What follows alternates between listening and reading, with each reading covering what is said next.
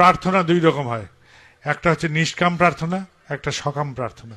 আমার বাবা ভালো হয়ে যান, আমার মা ভালো হয়ে যাক, আমার পরিবারের ভালো হোক, আমার সন্তানের ভালো হোক, এই যে প্রার্থনা করছি এগুলো সব সকাম প্রার্থনা। আর আমি যেই বলবো এই ভাইয়ের ভালো হোক, ওই মায়ের ভালো হোক, ওই দাদার ভালো হোক, এই যে বলি, যার সাথে আমার রক্ত সম্পর্ক নেই, অথচ আমি তার জন্য প্রার্থনা জানাই, এই প্রার্থনা তখন পূরণ হয়। সকাম প্রার্থনা এটাকে বলে নিষ্কাম প্রার্থনা। ঈশ্বর সকাম প্রার্থনা গ্রহণ করেন না, তিনি নিষ্কাম প্রার্থনা গ্রহণ করেন। আর নিষ্কাম প্রার্থনা তখনই মঞ্জুর হয় যদি কর্ম ঠিক মতন ধায়।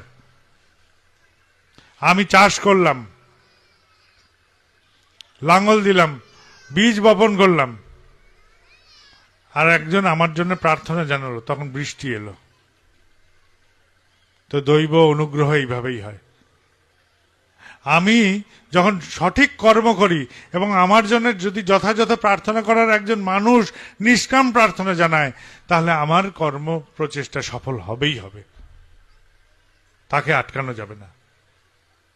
তাহলে আমি আমার জন্য শুধু প্রার্থনা করলে তো পূরণ হচ্ছে না, আমার জন্য প্রার্থনা করার একজন মানুষ দরকার, যিনি এই প্রার্থনাটা জানাতে পারেন, পরিবেশকে জানাতে পারেন যে হ্যাঁ বাবাইদার এই অসুবিধা হয়েছে, এটা করে দাও ঠাকুর, ভগবান ওই মানুষটার এই অসুবিধা হয়েছে, এটা করে দাও।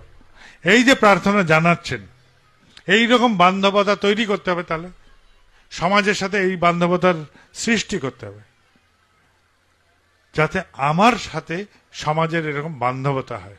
কি করে আসতে পারে বান্ধবতা? যদি আমার সবচেয়ে প্রিয় জিনিস আমি দিই, সমাজের কাছে আমার সবচেয়ে প্রিয় যা তা যদি দিই, তবে বান্ধবতা চিরস্থায়ী।